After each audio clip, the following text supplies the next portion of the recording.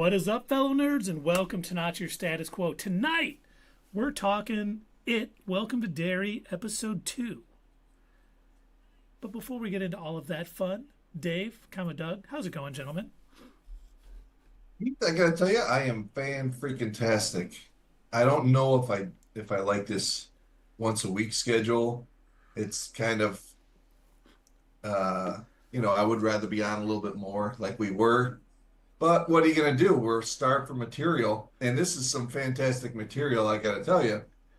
By the way, And Dave, I thought you yeah, meant Welcome to Derry, oh, not us streaming once a week. us streaming, yes. I'm like, how often do you want to show? Like every 3 days or something? No, it's not the show. It's us. But we do get a bonus this week when we go to see. I called it Alien Badlands. It's not Alien, but they're so closely related. So Predator Badlands this week. Can't wait to see it. Everybody check us out on Thursday with our in the theater spoiler-free review. Can't wait for that. It'll be nice to get out. I haven't been out for a social reason in a long time, so it'll be nice. This is work, Doug. Dave. It ain't social. Oh, I'm sorry. Oh, so then I got to act stressed out then. Oh, sorry. Oh, I'm man, I sorry. got to do this on Thursday night. Doug, how do you feel about any of that? How are you doing? Well, Dave, let me tell you, I am outstanding. Do you want to know why I'm outstanding, Dave? I can guess, but I'm going to let you go ahead and steal the thunder. Because it is Happy Not Your Status Quo Day.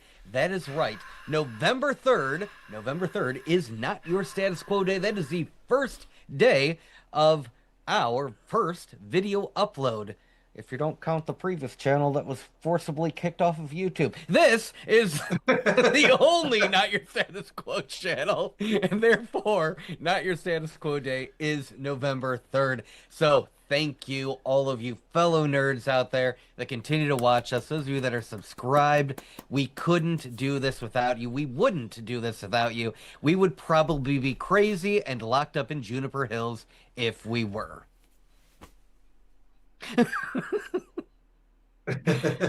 But before we talk about that, Keith, how are you? Well, gentlemen, I am tremendous. Let me just say, I have a few things on my checklist to talk about before we start. Let's see, we'll be at the theater. Oh. And hey, this is not your. Oh. But. All right, we stole his thunder. No, it wasn't on my list. I'm joking. I'm trying to be funny. But do you know what it is also the 8th anniversary of? Ooh, what? Thor Ragnarok. That was our That's first true. at the theater spoiler-free review. That's what kicked Wow. this channel off. No kidding. That is cool. Ragnarok. That I'd is say Taika Waititi has fallen a little bit since that movie, but it was a good start anyway. yeah, Definitely Ragnarok was a enjoyable Thor film. probably my favorite Thor film. Did you get hurt while you were doing it, watching it? You know And what? were you Thor afterwards? It's You get it? Are you Thor? Yeah, we got it. No? No one. Hold on. Checking Twitch. No one cashed in any. What is going on here? But it is my favorite solo Thor film. 100%. He didn't say absolutely, but I will. Absolutely.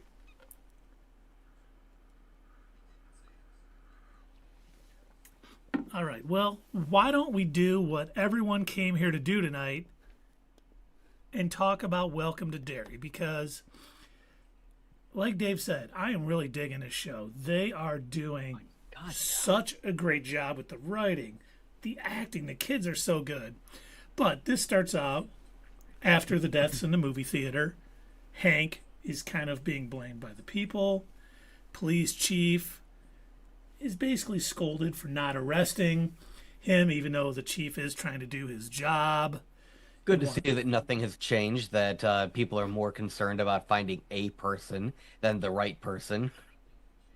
Yeah, They gotta things, feel safe. I things gotta will say, never I do change. like how they did the recap in the beginning. I like that it was all from the point of view of Lilly. That was a cool take. And it's funny too, because we'll talk about it a little bit later too. The fact that they killed 3 of the kids at the end of last week's episode, nobody is safe to me. No. And it has heightened the tension and the drama for this. Hats off to them for doing it. It was a risky, bold thing they did, and it paid off. Here's your main cast. Oh, never mind. They're on all the posters. Right. Giant mutant baby murders them at the end. Very much like the first episode of Invincible. Mm-hmm. Oh, yeah. Oh, yeah. Oh, my God. Forgot about that. Yeah. The entire Guardians of the Globe. You figure that they're spending time laying the groundwork with these and developing these characters, and they were doing a great job of it. Each one of those characters was fleshed out, and by the end of the show, they're gone. Well, anything can happen. Yeah, and the fact that they do enough to have like a council member talking to the chief and giving him crap because they haven't arrested the guy that everyone wants arrested, even without the stuff. It's showing. It humanizes the chief a little bit later on when he's interviewing Lilly again, even though he bows to the pressure or whatever. But we'll get to that. But Leroy welcomes his wife and son, who have arrived in Derry. He is further informed by Colonel Fuller that Masters has taken the blame for the night attack, but he refuses to say who the other masked men were. And despite all of the events previously, Lilly is back in school. I'm kind of shocked by that, but when she starts talking to Ronnie later and says, I can't say what really happened, or I'm going to go back to Juniper Hills, and I'm like, okay, so nobody knows. She probably just said, I left or something. I don't know what happened to him. I don't know we don't know what the scene looked like the next day, like when the police arrived. Yeah, right. I mean, one of the things that I had, what's nexted about in our previous breakdown and review, my assumption was we were going to be greeted with, something similar to what we saw in It Chapter 1, where you've got Beverly. She's standing in her bathroom. Blood is spraying everywhere, and nobody but the other kids can see it. Her father is completely unaware that anything is wrong. And so I figured maybe it would look like that with the theater. The police and everybody walk in. They don't see the massacre everywhere. They do recognize that there are no bodies. And I think somebody pointed out that there was some blood, but I don't know. They aren't making as big of a deal out of it as you would think. Yeah, they said some blood, but I mean, that mutant baby was they aren't making it sound like the chairs. bloodbath that we all saw. Exactly. So I wonder how much of it was, because we know that Pennywise can manipulate, can make you hallucinate and see things, which we'll talk about in a minute too. So, well, how long did they say after the incident was their return to school? Did they say? I thought they said, but I can't remember how much. They did when the grandmother and dad were arguing about Ronnie going back to school. Was it a week? Yeah, it was a week. Yeah. That's not enough time to overcome that event. I'm well, sorry, Dave, I don't know if you realize this, but trauma and most other issues didn't exist in the 60s. That's all new. You just moved on. Yeah, it didn't exist. Oh, okay. So, just like PTSD, that also wasn't a thing. Did you know that? Yeah. Oh, it was called shell shock back then. Yeah, no, that wasn't real either. That was also fake and made up. Oh, that was fake too. Yep. Stop You faking. should just be able to move on and have your lemonade. And Right, you got to pull yourself up by your bootstraps. Get back to it. I did like too when Marge approached Lilly and was like, "Hey," and she was like, "I want nothing to do with you. Basically, I don't care. You fit in with your friends. You do whatever." And then you kind of see, once again, Marge could easily be made out to be this one-dimensional, like, mean girl. But you see her trying to fit in with who she thinks is popular, who she thinks she wants to be like. And, the way that she's treated, like, oh, are you still didn't you wear that sweater yesterday? And right. And it's all because she was drawing some attention away from, Patty, the so-called leader of the Patty Cakes. That happened outside of the school, too. They were all, ragging on this one other girl, and It's like, social piranhas essentially. They're all like waiting to grab at, whatever they can. And in order for Marge to fit in, she's, jumping on the bully bandwagon. But as soon as she gets a harder laugh out of one of the other girls, the leader has to immediately jump in for the no, no, no. I'm in charge. You don't get more laughs than I do. Wow. That's not mirroring anything in society today. No, not Never. at all. No. I'm trying to do the Danny DeVito head shake no from It's Always Sunny. But we also see Charlotte, who is Leroy's wife, walking around Derry, getting some odd looks. And they do a good job, too. Like when that car came by about to throw some, and I'm like, oh my God, we're about to see a racial attack here. And instead he throws it at the Paul Bunyan statue sign. And I was like, oh man, you guys. Okay. I'm like, you guys. You know what was funny? When I saw that scene, I was like, I know it's 1962. I know the Equal Rights Amendment hasn't happened yet, or 1964, when they, I don't know what it was called. I can't remember what it was called. But The Civil Rights Act. the Civil Rights Act. Thank you. It was before that. So Yeah. for something racial to happen, that wouldn't be out of the ordinary, but I was glad that they didn't. Not only would it not be out of the ordinary, it was very baked into the book, the novel, because the original novel, when they're kids, that takes place in the 60s. And yeah, it is incredibly prominent. And because of the nature of Pennywise, the creature, ramping everybody's, anger and hatred up, the racism was just crazy high. I wonder if it'll go that way. I wonder if it'll keep going I that way. don't know. I'm not sure how close they're going to stick to everything in the book.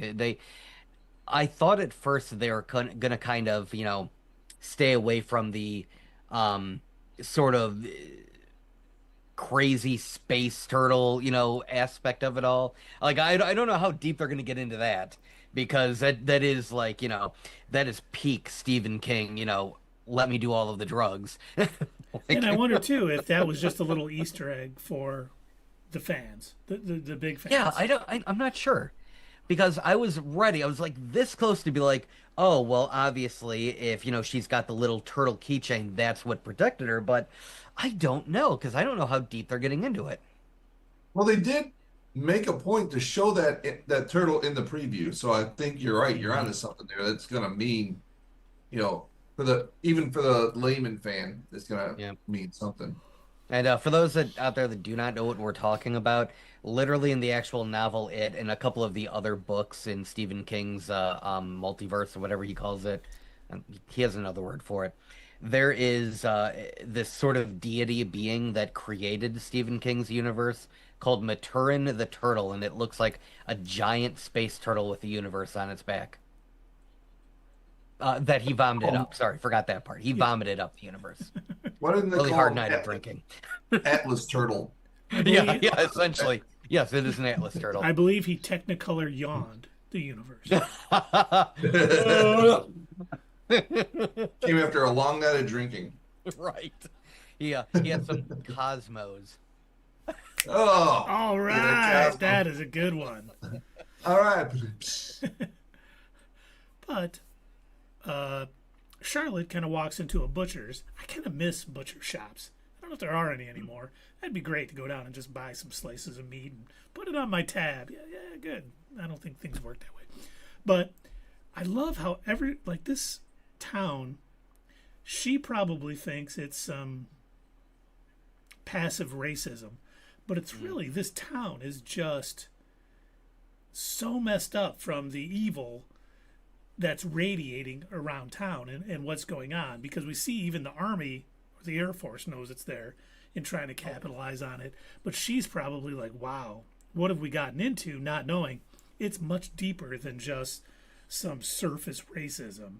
And they've weaved it into story well. And I'm like, God, these people took their time and did a good job of putting the pieces together for this. Because we see, go ahead. No, I was just saying. I think it's so far it's better than the movies. It's a deeper story. They got like we saw with the last series we watched, that Alien series. It's laying the groundwork for a bunch of different, you know, B stories, to see where they could go. They could do a lot with this, Well, they're able to do that with a show, and I love that. That's what I think it should have been from the beginning. Is instead of trying to cram all of this stuff into a movie, and again, that's also the thing that made the Dark Tower movie fail so horribly, is they tried to take all of those books and cram it into an hour and a half movie. It's like that's not gonna. I don't know what you were thinking with that, and yeah, we're able to really dive deep into the lore of this by them breaking it down into a series that we've been told is going to span multiple seasons and go back 26 years every season, which I'm looking forward to. I can't wait to see like early 1900s Derry. I haven't seen any ratings, viewership numbers yet, but man, I hope it's everyone I've talked to. Like I told my boss at work, I know his wife likes horror films and stuff, and I'm like, if you haven't watched Welcome to Derry yet, watch it. And I talked to him this morning. He goes, wife loves it. He goes, wow. Oh, yeah. He goes, you weren't kidding. Because I said, I'm like, watch the first episode. I'm not saying anything, but there is a very shocking moment. Yeah. I mean, I was hooked after that, and Dave, I think you said it actually best in our chat, our discussion over it. You're like, I'm normally not into horror stuff, but Yeah. And watching this episode, I felt like I had to remind myself that it was a horror movie because, it was I don't want to say dramatic, but the story was just so easy to follow. And it didn't have anything that was really, when you watch a horror movie, there's usually something that's just really ridiculous in it. It doesn't have any of that. And then I'm thinking, wow, this is this is a horror show. And then all of a sudden, yes, it reminds me that it's a horror show with, I'm sure, whatever Keith's going to say next. Because I was just like, oh, yeah. Oh, that's right. Yeah. Well, as you mentioned that, yeah, we do get Charlotte kind of talking to Leroy and Will about it. And he's like, God, please, don't get into this again. Him not knowing it's not her this time. This town is weird because she witnessed those boys beating the crap out of that one kid. The butcher's, boys will be boys, and no one's trying to stop them. And there's something weird going on, and he hasn't realized it yet. And I think his wife is a little more keyed into that fact earlier on, just because she's spent more time in town and meeting the Derry people. He's been on base, but he's kind of figuring stuff out too, which we'll get to in a minute, because Ronnie goes to bed. She's gonna, get a good night's sleep, hopefully, and yeah, right. Oh, how no. dare you? How dare you, as a child in the town of Derry, Maine, think that you can have a good night's rest? Not allowed. No. She pulls You're the not thinking covers. that. Yeah, she pulls the covers over her head, and next thing you know, it's like turning red, and she's basically in her mother's womb, who died giving birth to her. And you talk about Pennywise being absolute lowest common denominator for fear and everything else. By the way, I love the subtle lead into it, where they just slowly turn the dial to amp up the creepiness. Like, you see her laying, on the bed, she's got the sheet over, and the heartbeat sound, and you can see her bed moving, and all of a sudden that's when she realizes, wait a minute, something's wrong. And then, like you said, the color starts to change, and then she realizes, oh my God, I can't get out. The sheet is like skin now. Oh my God, it's filling up the liquid. And she passes through a membrane to not the real world, but that was disgusting. That was a psychological thriller. Oh my gosh. I was ready to tell my sister, I'm like, hey man, you've got to check out this show. But then I realized, wait a minute. First episode, there's a horrible birthing demon nightmare. The second episode, by the way, my sister is pregnant right now. I don't need to scare her with a bunch of crazy nonsense like that. Horrible nightmare fuel of pregnant demons and shit. Don't worry, this won't happen to you. But but you should check out this show. It's really good.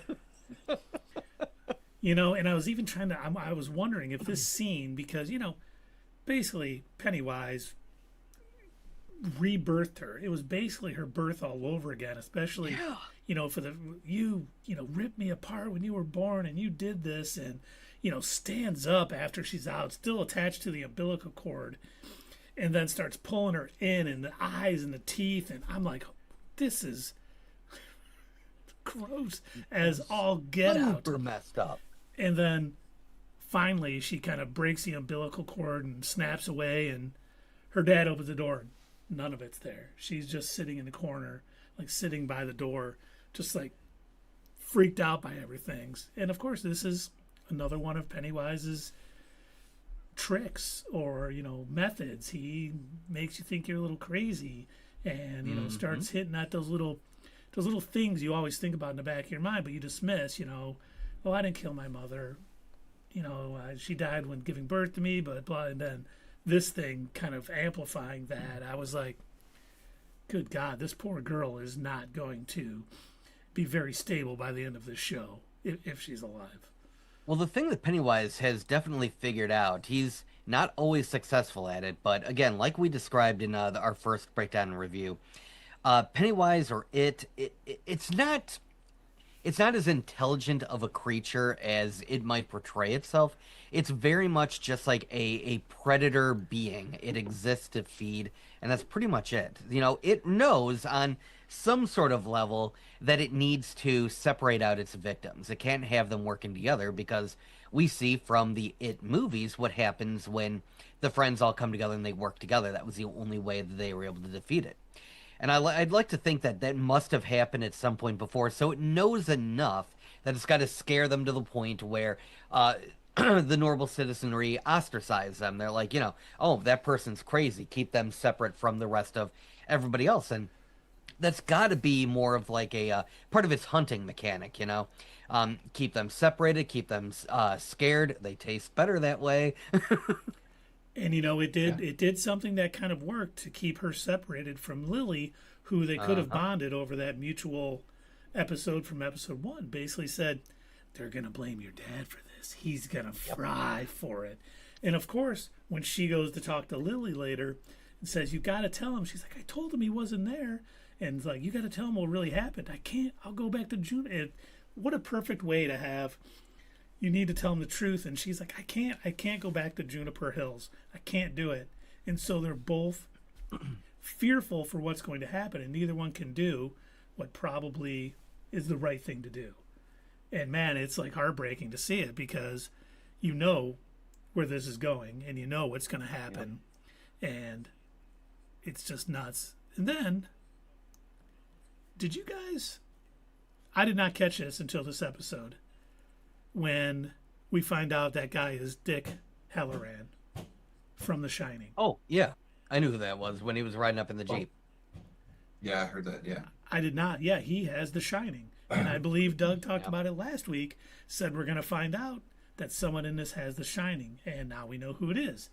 And he is basically being used, I don't want to say used, but the Air Force is using his powers to try to find this fear weapon.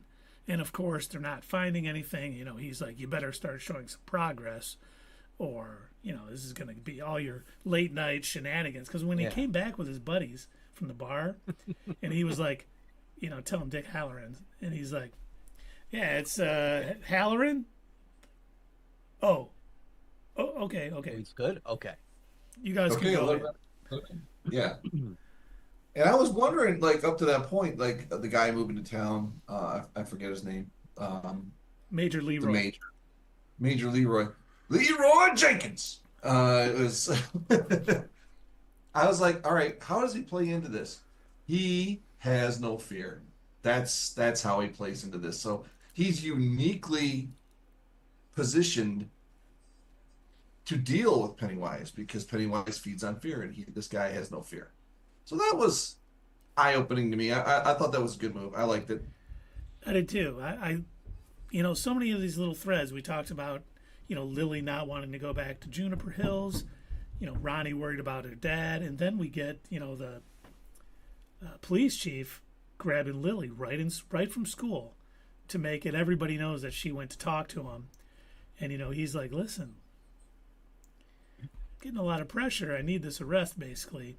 So I know you said that no one was there, but how sure were you? We might have to start blaming someone that was there, looking at someone who was actually there as, a suspect if we don't find out who it was. So I'll ask you a different way. And then, of Yeah. course, Ronnie's dad gets He manipulates arrested. it. And, you know, we don't see, you know, we don't see Ronnie's reaction after that, but we know that's coming because what happens, Lilly goes shopping for her mom. And she's in the aisles and When did Ronnie come pounding on the door demanding to oh, you're to yell at right. her? You're right. That's right. I was gonna say, was that before or after the shopping trip? That was before. Okay. You're right. I forgot about that. Yeah, she comes pounding on the door and is mad, and her mom's telling her to go. And you know, Lily's trying to explain, "Hey, they tricked me. I didn't. You don't understand. I had to. Yeah. Yeah." And so, of course, once again, we talked about it earlier. Pennywise, knowing they can't team up because he might lose, he's separating everybody and keeping them, you know, at each other's throats, basically.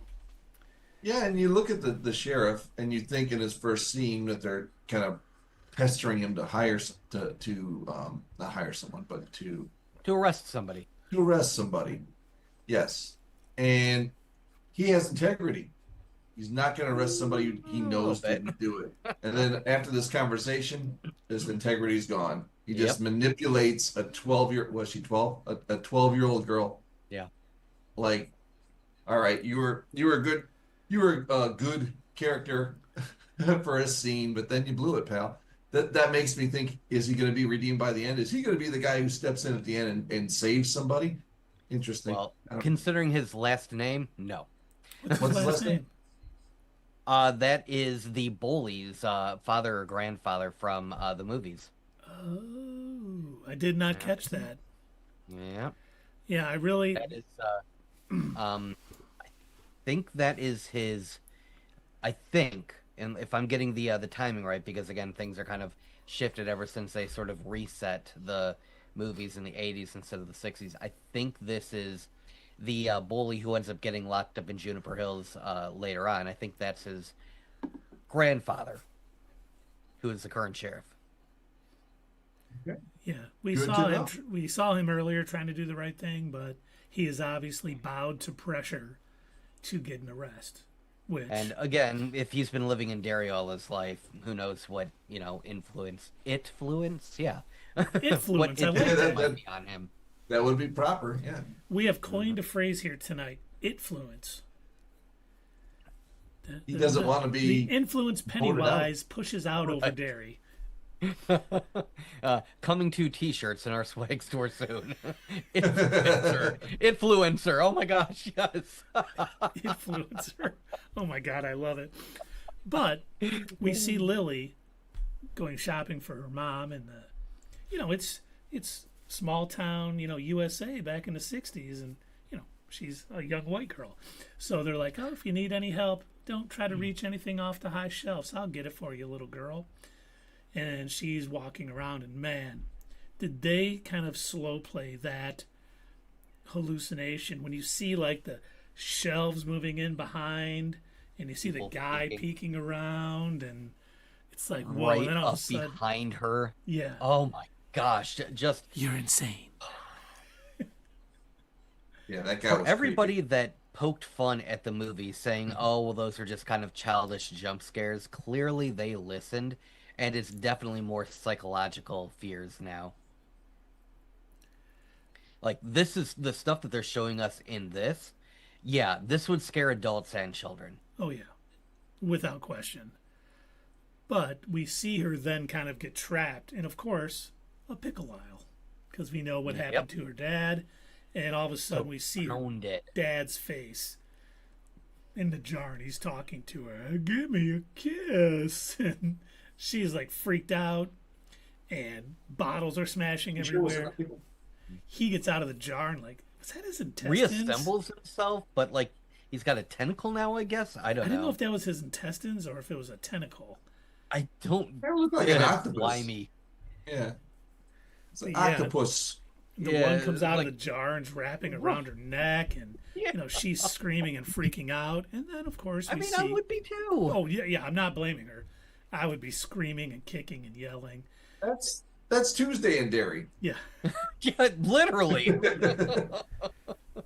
But of course, she kind of wakes up out of this psychotic episode or hallucination, and they're mad that she broke a single pickle jar. yeah, But of course, because it is the 60s and women aren't allowed to, be crazy without needing shock treatment, immediately they gotta ship her off to Juniper Hills again. And oh my gosh, if Juniper Hills is anything like what they showed in that opening thing that ended up turning into like that postcard thing, where they show the kid getting a oh my gosh, what is it called? Where they hammer the needle into the eye, into the brain. Lobotomy. Lobotomy. They show that kid getting a lobotomy. If that's the kind of things that they do at Juniper Hill, yeah, I wouldn't want to go there either, kid. now I know that in some of the books, Juniper Hills is almost like the epicenter of Pennywise's power. Am I wrong about that? Or it has some? I don't think so. I'm pretty sure I thought it was like a side. His epicenter is the sewers, and he's like the well house that they show. That's where he pretty much crashed into what becomes Derry, and his epicenter is all of the sewer lines because they lead to everybody's house. For some reason, I thought it was like a psychic hotspot in the King's that might universe be or true. something. Yeah, Okay. Juniper Hills probably is a psychic hotspot, but if that's the case, then he would want to ward away from it because That's where Miss Cleo's from. yeah, probably. So fake. But then Leroy decides to visit Masters in a cell because the gun that his attacker used was a Russian-made gun that is very hard to come very by. difficult. Not Very only hard to very load. hard to come by, very difficult to assemble, to load, to leave it up to Soviet Russia weapons to be complete garbage. And of course, he tells Masters, I know you can barely assemble an M16, which, coming from a military person, I was like, damn! That's actually very easy. It's got a lot of parts, so don't lose any of them, but like, oh my God, a prank that other people would pull in my basic training was, oh, somebody's not looking, grab their firing pin. Oh, yeah. You guys and your shenanigans. Yeah. But I love the way he handled it. He was just like, oh, don't worry, it's not loaded. Now these are loaded. And he basically talks to him, and finally the guy picks up the gun, and he's like trying to load it. He can't do it, and he's like, okay, I thought so. It wasn't you. There was no way it was you, because that guy loaded it in less than a second, and he was very familiar with it. So he goes up and he talks to the colonel, and not the colonel, the Dexter's dad. colonel. He's a colonel. Oh, is he? No, he's a Oh general. no, he's a what's it called? General. He's a general, yeah, Yeah. because what's Leroy's General colonel, isn't Shaw. That's it. Leroy's a major, he? Major, okay. and he basically tells him, listen, I know he wasn't the one. You got an innocent man in there, or whatever, and you need to let him out, do the right thing. I know Yeah, he's a bad racist piece person, of crap. but Yeah. He's very much Leroy is the justice. yeah, he's like the guy Gotta who be right. wrong is wrong and right is right, and there's no middle ground to him. He is going to be the person that points everyone in the right direction and wants them to do the right thing. And we kind of see this especially when Colonel Shaw or General Shaw was telling him this was a test. Give me 10 minutes. Just let me explain. Because he was ready to get out. Major was not standing for that BS. But he explains to them, we need someone with no fear because we're working on this secret project, which you've seen on the base. And basically it's Operation Precept. That's when we learn a little bit more about what actually happened to Leroy in Korea, which I did not know about that. Like, I must have missed them mentioning that in the first episode, but yeah, apparently his he was, oh my gosh, what is the oblongata, whatever, part of his brain was injured to the point where it's not that he just doesn't get scared, he's incapable of feeling fear. Yep. And so, like, this It's like thing that would Green normally Lantern. be like a medical condition is, oh, this is exactly what we're looking for. Yep, that's what they needed. Or is it Daredevil? Daredevil's the man born without fear? The man without fear. Man without fear. Yeah, so they could have brought Daredevil into this and it would have been all right. Next season, Daredevil Or Born Ghost Again. Rider. Next season, Charlie Cox. But they're basically, because of the tensions in the Civil War, we want to stop this before it even starts. And we want to do it with no bombs dropping. The Cold War, right? Yeah, what did I say? You said Civil War. Oh my God. The Cold War, not the Civil I mean, War. only there might 100 be years another off. one of those coming too. So just You're only 100 years off on that, by the way. So, So not too bad. All right. Thank you. A few letters off, a few 100 years. It's all good. But yeah, we want to stop the Cold War before any bombs are dropped. So we want to find this fear weapon that can mass murder people. And we want to harness it. And we need you to be able to help us. And then we finally see what, Dick Hallorann was telling them was out there somewhere. They pull up this car, which they're calling a beacon towards the weapon or something. And it's definitely an older car. And there's like 5 or 6 bodies in it. And as they're lifting it up, this, dirt and mud is pouring out, and you just see all these, skeletons of people who died. Mm-hmm. And I'm like, oh my God, is that the people who we saw with Maddie in that first hallucination when the mutant baby was kind of flying around? I'm like, was this used? Was Pennywise using something that had happened in the past to scare this kid in the present? 62, I won't say our present. But I was like, okay, that's interesting that they picked a car with it looked like 5 skeletons. And I don't know if that's going to come back, but man. like, if they go into next season, they go 26 years earlier, and that car crashes at the end of the series. that's when I think that car is actually from. Considering, like, they were just skeletons, and it did look like an older car, like maybe from the 40s. Like a Model T. Yeah, that's what I'm thinking. I think that this might actually be something else that it had caused 26 years prior. I think they showed I was trying to catch all the different scenes that they were showing with that ended up forming the postcard at the end. And I think one of them they showed Pennywise up on top of a building, firing, and then looked like a gang war happening down on the street. I'm wondering if that car is from that. It definitely could be. But I just wonder if the family that was inside of it could have been his, because he's not the smartest, and maybe he's using recollections of people killed in the past to bring these hallucinations into the current. He's a shapeshifter. He's going to do whatever he can to lure people in, and then season them. However he can scare you, that's what his goal is. Oh yeah. But it sounds. In fact, like that's why he chooses the form of Pennywise so often. Is he believes that it's perfect camouflage. Nobody's going to suspect a clown would do wrong, but also every kid loves clowns, I think. Not Daredevil. Daredevil doesn't like clowns. Do we need like a Daredevil soundboard thing? I think we do. I mean, did you want to put the picture on the screen or no? No. But this does seem to be the beacon that the Air Force was looking for to help them locate this weapon. I don't know about you, but knowing that they don't harness this power, I got a bad feeling this season is going to end with mass carnage with the Air Force. Yeah, I'm going to go out on a limb and assume that Air Force base isn't going to exist in the future. And considering most of the adults, save for these people on this base, I don't understand how. I guess I'm still trying to figure out like how this works with it, because from what I remember from the book, Stephen King states that all of the adults are kind of aware that kids are disappearing, but they're sort of brainwashed into thinking there's nothing they can do about it, and they go about their way, or they pretend like they don't see it. Would you say that's influence? Yes, that would be the influence.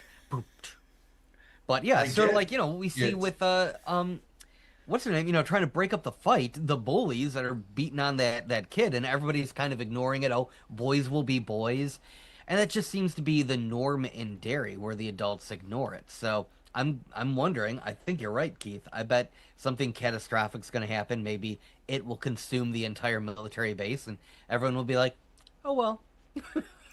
And What are you gonna do? the military What are you will gonna write it do? off as a weapons malfunction. Yeah, yeah, exactly. Yes. I mean, they do seem to think that it is a weapon, which bold of them to assume that anything that causes fear that they could just control it. I know it's like the ignorance of them thinking we just need someone who had a closed head wound who can't fear anymore. He'll be able to control it. He'll have a little Pennywise caught by the collar. Go get those Nazis. It'd be GI Robot. That would be so nice. So wait, did the other It happen in 1988? The first movie? The new movie was I thought it was 85. Because I don't if this remember is 62 and it's every 26 years, that would be 88, Yeah, right? you're must right. have It been would then. be. Yeah, it probably was then. And then 2014, and that was the new one with Yep. Bill Hader. Yes, Okay, it's all coming together. it's all coming together. It's like they planned it out or something crazy. And to me, the fact that the director of The Flash is doing this, and this is so well done, is shocking to me. I'm starting to think Well, maybe there was a lot when of. you're given a good script and good characters to work with, and not a psychopathic criminal that's speed running his way through starting a cult and kidnapping people around the world, it's probably easier to make something, huh? Well, I Might just wonder. do better in a TV show, like where he has more time to tell a story. That what I too. There mean? might have been a lot of pressure from the studio too. But you know what? There's still time where, I mean, he can still put a baby in a microwave. There's still Yeah. so many episodes It left. would fit here a lot better. You can put the one-winged baby in the microwave. He's coming back from a long day working in the military base. I didn't have any time to eat. Throws a baby in the microwave. I guess frozen dinner tonight. Oh, that'd be terrible. Oh, and did we just get canceled? Oh. Be like, oh, are we having wings or wing? Now, I saw this theory online, Okay. and I wanted to run it by you guys. I don't believe it's true. I thought it might be before this Yeah. episode, but that the theater massacre was all a hallucination. I was hoping that wasn't the case. Right when the show started and they showed it from a different angle, I thought, oh no, no way that's gonna be, and they're gonna ruin all that, uniqueness that they put in that first show by having the kids survive. That didn't happen. I'm glad they didn't go that way. Yeah, when she said no one's going to believe me, and she kind of woke up in bed, I was kind of like, they're not You were doing waiting for that, the are two they? boys to show up at school or something. Yeah. And her like, oh my God, I thought you were. I'm glad they didn't. But they kind of like almost set it up like it could be. So I'm glad they went the route that I thought was better because, we didn't see any of the supposed carnage. But once I again, do wonder, this maybe may- that might have been the original plan, and it could be that after, looking at it, they're like, this doesn't quite fit the kind of story we're trying to tell. This is supposed to be a demonic monster entity that just feeds on anything it can get its hands on. And we're not really selling that point. Kill them kids. Well, and, a lot of people. Do not turn that into a reel. Yeah. I'm going to. But, when you see Maddie in The Music Man, the kid, some of this was a hallucination, it using its powers. But I do believe those kids were killed by that crazed, mutant wing baby. And, they're not finding the bodies, probably because they might have, Been consumed? fed. So, yes, thank you. I was trying to think of a fun way to, not a fun way, but a better way to say it than, devoured was the word I was coming in my head, and I didn't want to use it. That was worse, Keith. I know. That's why I said I didn't want to use it. And I said it And then you anyway. did it anyway. See, I wonder. with Juniper Hill's kind of what I think to be kind of like a psychic hotspot, I was leaning towards that this is going to make it harder on Lilly. Like she's almost going to, the hallucinations are going to intensify. It's going to be worse there for her. But maybe it's a safe haven for her. Maybe her going there, even though she's freaked out by it, even though the creepy smiles that the like interns have when they were picking her up really made me think like this is a bad spot for her to be, especially with who's after her, because we know Pennywise or it probably wants to feed on her, and taking her there and freaking her out even more is just going to, be the blend of, salt, pepper, and a little garlic. If you remember from the movies, Pennywise doesn't ever physically go into Juniper Hill. He did kind of wait outside it, and he was trying to get the attention of what was the boy's name? Butch, I think. That he ends up releasing later on to go after the boys, well, the now adults in the 2018 one. But yeah, so like he was outside of it, and he was able to get someone to send him something in the mail, I think. But yeah, I think you might be right. I believe Juniper Hill might be a psychic hotspot, and I don't think it can get too close to the location.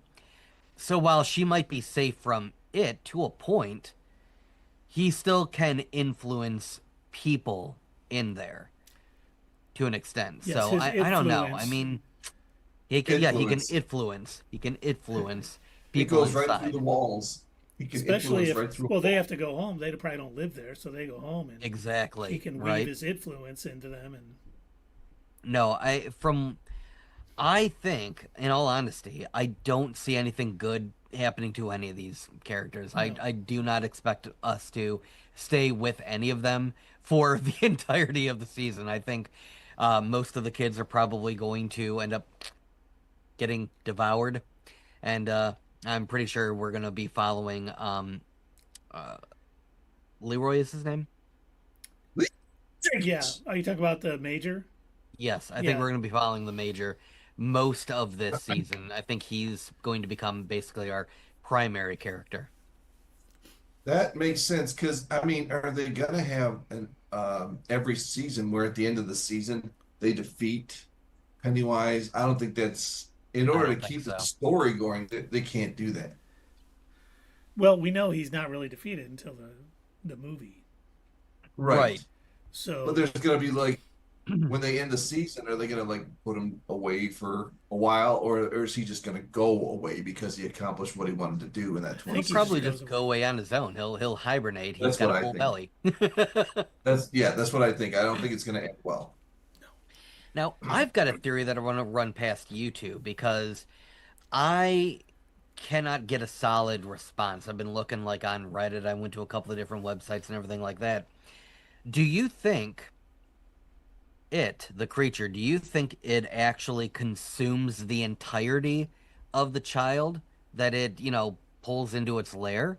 Or do you think it only eats the fear inside of them and like their life force or whatever? I thought Because the reason why I ask is I rewatched It Chapter 1, and in his sewer lair, he's got all of their bodies just kind of floating around. So I don't know if he's actually eating the whole body. I thought those bodies floating were just him creating Just more images. his hallucinations? Yeah. Okay. 'Cause See, I thought wasn't he sure. consumed I don't know. everything I don't know because what they to never think if find he's... the bodies. All right. But once The again, bodies are all in the sewer. Well, then again, I mean, I don't think anybody's ever made it into his lair before, so... I mean, I don't know. Who knows? Maybe these army guys will. yeah, they might be the Or ones. Air and Force, yeah, sorry. Air Force. yeah, don't insult the army like that. I mean, they're bad enough as it is.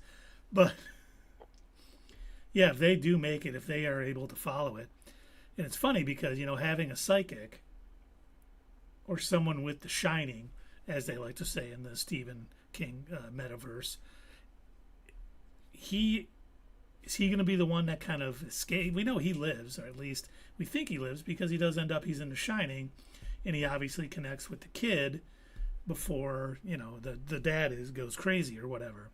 And I wonder if he is going to help the major if they do find, the actual Pennywise's lair, or the weapon as they call it, because I can't imagine anyone, I kind of agree with Doug, making it out of this alive. Because they would know, if anyone knows anything, figures anything out about Pennywise or sees visions or anything else, they're probably not going to make it, because no stories are ever told of this clown. It's just kids disappearing without a real explanation for it. So anyone who knows too much, unless they're incarcerated in Juniper Hill and said they're crazy, saying there's some, psychotic being, inducing fear. When they get to the movies, it's we just can like also it's see all that lore. It's all mystery and lore. They don't know for sure because, all right, they say this happens every 26 years. They don't know it for sure, but we do because we're watching. But they have to figure it out during the movie. So yeah, it's not a well-known thing. So yeah, you're right. Well, the other thing that they do mention in the movie is the fact that if you move away from Derry, you lose your memories. Like, you have a general, I grew up in a town called Derry, but I don't really remember anything about it. There are no specifics anymore, because that's another part of the it-fluence. Yes, you get away You're from being it. influenced right now, aren't you? I am. We're looking at But yeah, they show us that in chapter 2 of it. The fact that they're all coming back and oh man, yeah, I remember hanging out. Oh, it was so much fun. Yeah, how did we end up becoming friends? And then all of a sudden, some of the memories start to come back, and then they're reminded, and then it starts messing with them, because that's its favorite thing to do. Now, I'm hoping, because we haven't really learned anything about the last time, 26 years before this, and if they do have seasons planned out, I wonder if the kids will, Ronnie, maybe Lilly, still, if they kind of get together, if they start investigating, maybe the little Cuban kid that was in the hallway eating his apple pie or whatever that was, if they start working together, maybe they're going to start digging up some of this information that we'll see in the next couple seasons from 26 years ago and then 26 years before that, or 52 years before this. If they'll start digging up some of that information on what happened and start piecing it together, and then, sadly, maybe meeting their demise. That would be nice. I think that they might work together for a little while to do that, but again, I don't expect most of these folks to last very long. No, I agree. We just have 6 episodes left, so I wonder if they're going to find some things out. I bet they're going to probably dig something up. They'll be driven apart again. And I wanted to mention that they're already developing other characters, just like they did in the first episode. Like with that kid at the locker. I thought he was hilarious. Yes. he's staring at her like, oh. And she's like, the best is the girl flipping him off too. Yeah. Like in slow motion. It's great. And he just snaps right back out of it after she walks by and just continues this conversation. I thought that was pretty funny. I like that. I believe the kids say that he's crushing on her. Maybe. Oh, no, that phrase is so last year. Darn it. 6'7". Is that better? God. Kids aren't saying that anymore, Keith. No, I know. The NFL did a commercial on it. Oh, I was watching football yesterday, and I'm like, oh my God, they did a 6'7" thing. So it's officially over. Oh, thank goodness. Oh, I'm so sick of it, because I can understand when a phrase develops naturally, and there's some sort of oh yeah, this is how this came about. Okay, I get it. That makes sense. But nobody could explain where 6'7" came from. I just didn't get it. I know I'm old, but and it's not for me. But it's just, I don't like when something just starts being said for no discernible reason. No, there was a reason. Would you like me to tell it to you? Go for it. You actually know where it came from. There was a basketball player, and they were saying, "Oh, he's 6'7", and someone was like, 6'7", and that's all it means. That's all it is. That's it. That's it. It means nothing. And do the kids know this? Yes. That's still dumb. My daughter explained it to me because I was like, what is it? What does it mean? I mean, is there some? She's like, no, it's just some. I'm like, oh, okay, that's why the kids love it so I'm much. with you, Doug. Like when the jargon changes from generation to generation, that's gonna happen. But at least have feels it like make it's been sense. It feels like it's been changing even quicker. Like the minute I think I've got it down, like okay, I totally understand Phantom Tax and Skibbity, and it's like, oh no, that was nobody's. That's like 20 years old already. I'm like, what? Well, social media, the Right. cycles are going to turn over that much quicker.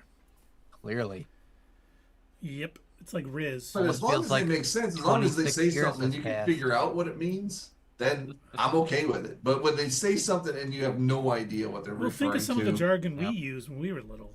That our parents were like, "What are you talking about?" I was Oh, never it little. means this. Oh, that's true. That's true.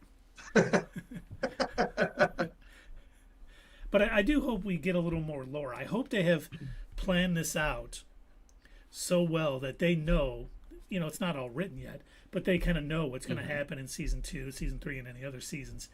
So if the kids are investigating, they can uncover some clues that'll be hints to what we're going to get later on. Before, unfortunately, this season Yeah. ends. We'll just put it at that. I don't know, like pulling a car out of a reservoir. That's a little foreshadowing. Oh yeah, and just it being a beacon. And did they say there were 4 beacons, or did I mishear that? Which I don't know how do they not knew there's remember 4. if they put a number on it. Okay, because I know they said something about there's beacons that'll lead us to it, and they found one, and I'm like, wait, did they say? I was thinking about this, like last night when I was trying to sleep. I'm like, did they say there was 4 beacons? I'm like, I need to watch it again. I didn't get a chance today to watch it again, but I wanted to because this show is really so well put together. Oh yeah. I really So far, I yes. hope they don't blow it like Alien did, or Alien Earth. I hope Yeah, they can Alien. do something with Alien Earth season 2. Yeah, Alien Yeah, Earth was great until that last episode.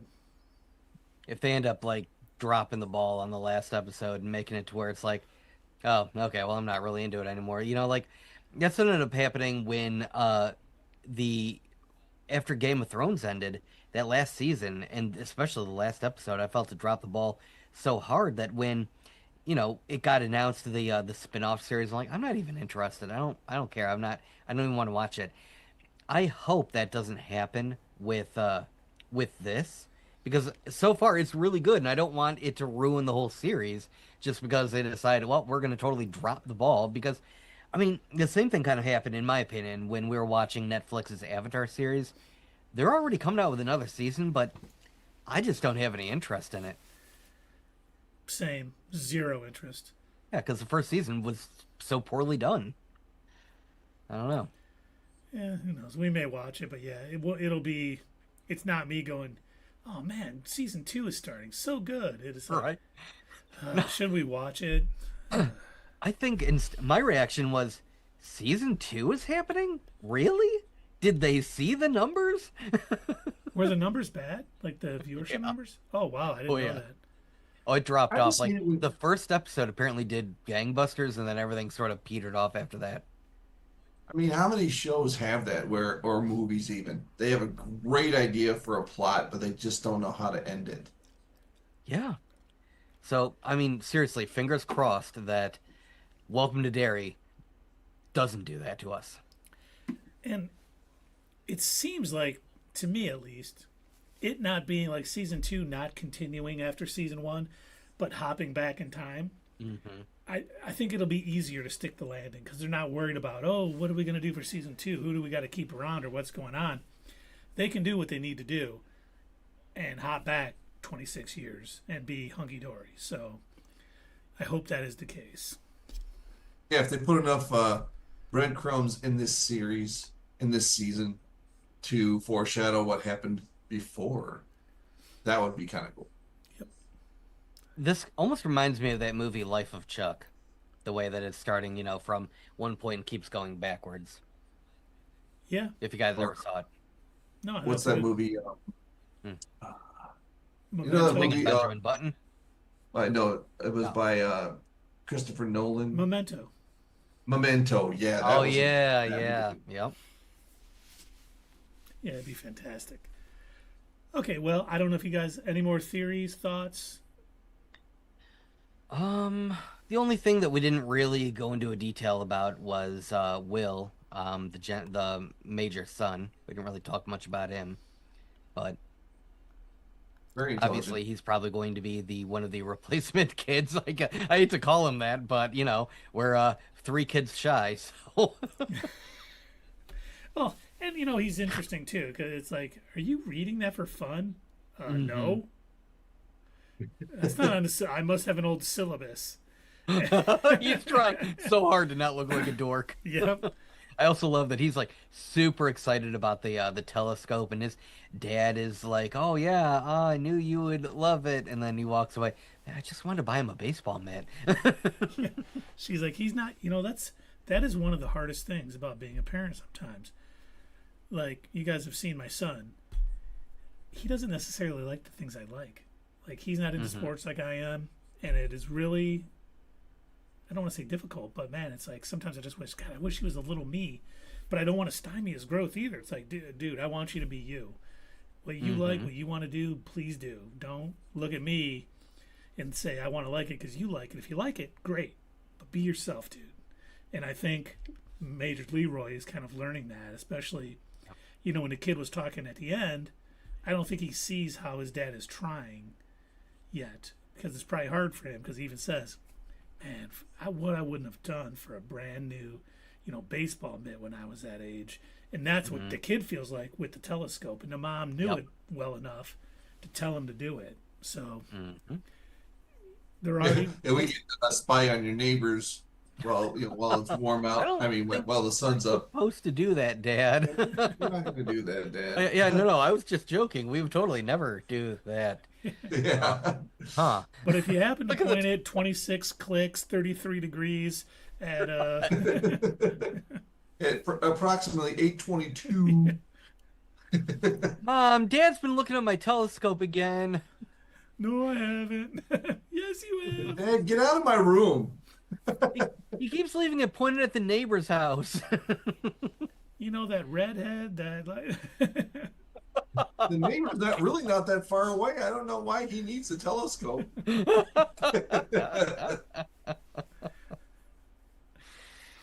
and the nice thing about being able to watch this Friday night Halloween was we didn't have to wait long between episodes 1 and episodes 2, but hmm unfortunately that has lengthened the time Oh, I between 2 and know. 3.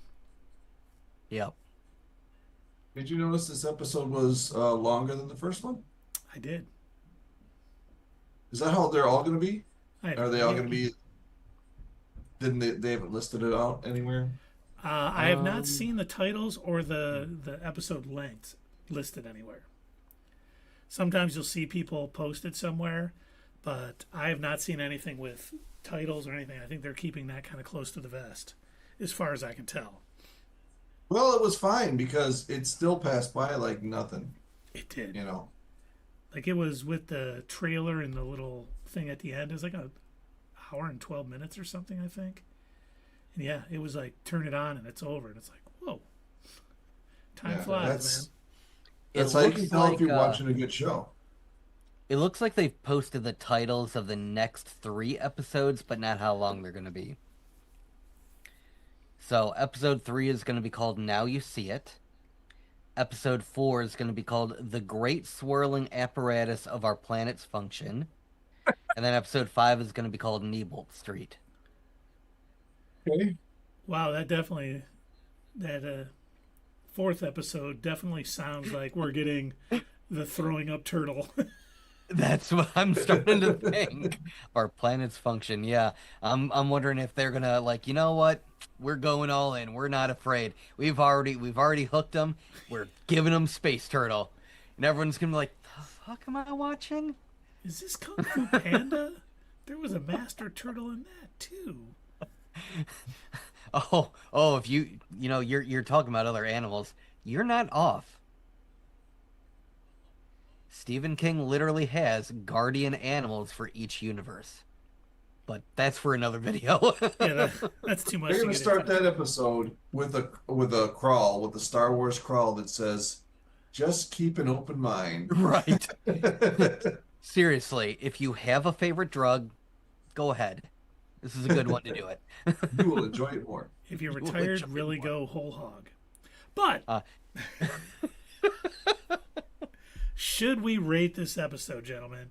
Is it that time in our stream that we rate episode 2 of It Welcome to Derry, The Thing in the so. Dark? Now is the time when sprockets when we dance. I shall start the dance. Another excellent episode. Usually, the pilot episode, I don't know, on a TV show, it seems like the pilot episode is usually worse than the rest of the series. So far, I think these 2 episodes have been about even. They're really gripping. They start over with the other new characters. After those characters were killed in the first episode, they've already got other characters that they're developing on this show. Even the ladybugs or whatever they're called, Patty cakes.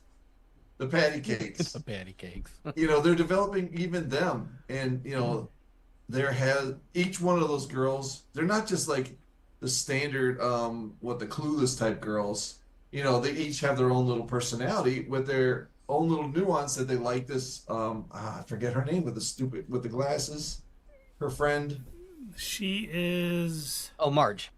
Yeah, Marge. Marge.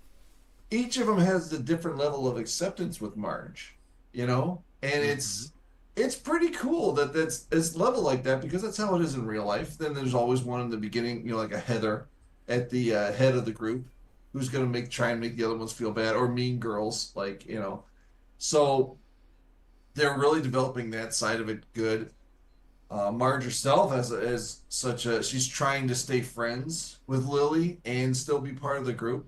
This is a whole other angle that's outside that I'm sure they're developing it because it will play into their fears and push the story along. And that little was the Italian or He's Cuban. Cuban. The That kid in the little hallway. Cuban kid was hilarious. Loved him. I hope to see more of him. I hope he doesn't die right away because he cracked me up. And it was good to see, I was wondering where they were going to go because of the whole Air Force thing was so separate from the rest of it. But now they've, you wait an episode and they bring it all together. That was cool, with her discovering the town and not really experiencing the amount of racism that you would expect in 1962. Maybe it's a forward-thinking town, or maybe they're just all in fear. Or it's the influence. The influence that is changing their ideas. But with that butcher being so nice, and then when she goes out to stop the fight, him looking at her like, all right, I'm just going to close my door. That changed everything for her, the way she's going to view that town. You're right, guys. I don't think, as far as what's next, I don't think all these characters are going to make it. And yes, we're probably going to get only one character to make it out. And the NPCs are going to be left in the town for the next round. So, I don't know. I love it. I don't want to, I'm not going to give it an 8.5. I'm going to give it an 8 for this week. I thought it was great. I think it's really headed the right direction. And, so far, both episodes have been great. Yeah, they do such a good job of building out every character, fleshing them out. So when you see the influence against them, when he's trying to fear them up, it hits harder. It builds tension. And just seeing, so many scenes, like Dave had said in our chat, I forget I'm watching a horror show for a little bit. Then I'm reminded. And such a great job. It flows so well together. All the plot, seeing something, it's going to impact later. It's like no filler whatsoever. All killer, no filler. And it just does. It's one of those moments where I get totally just lost in this show. I'm not sitting there pausing it to take little notes or say things. I'm watching it just holy cow. Oh my God. And I am such a fan. It is so well written. And I believe Doug was talking about it last week. He thought Stephen King had written some of this because this is so much his writing style, where no character is left untouched. Like Dave mentioned, the patty cakes, they're not just drones. they each have their own personality and they each are their own person, even though they're part of this group. And, I keep wondering, we keep seeing Marge so much, and I wonder if she's going to be a central character coming up in something that happens later, whether it's helping Lilly or maybe even if she has the Shining. And maybe her reaching out to Lilly and wanting to be friends is her power, her power manifesting it a little bit to try to protect her because she knows Lilly is being targeted by this power in Derry. And I just love it. I mean, they're weaving Cold War, fears into it, and 60s racism, and all of this is being woven in, and it doesn't feel like they're pushing anything at all. It is just so wonderfully flowing together that I cannot wait for the third episode. And unlike Dave, I am going to give this an 8.5. I mean, they are crafting a absolutely magnificent show. And like we always say, I hope they stick the landing, because if they keep up this quality throughout this first season and stick the landing, it's almost another Andor. We're almost being graced by an Andor level show again. And I'm glad. I'm so happy.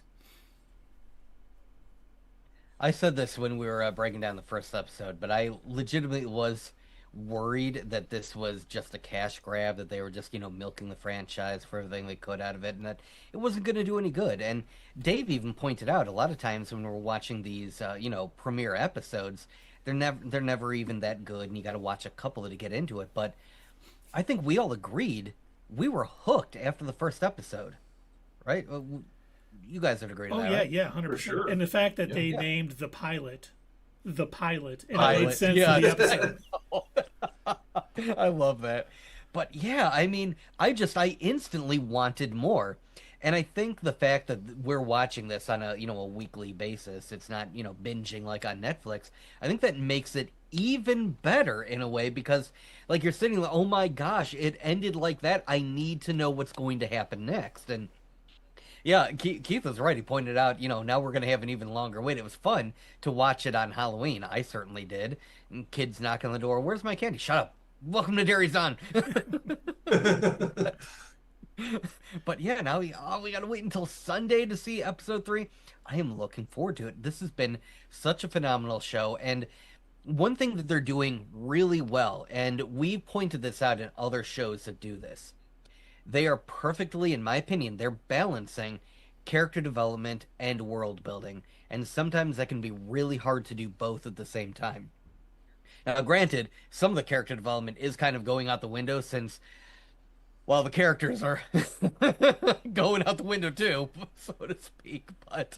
But yeah, no, I like it because it's really adding to the depth of this. And one of the lines, I was thinking about this while watching this episode, one of the lines in the novel is, "It is as much a part of Derry as Derry is as much a part of it," kind of showing that the two are so connected. Because, which I'm sure we'll probably end up finding out in a future episode. I assume if they're going to get into the more cosmic aspect of it all, Derry as a town doesn't exist until after it crash lands, and then the town sort of forms around it.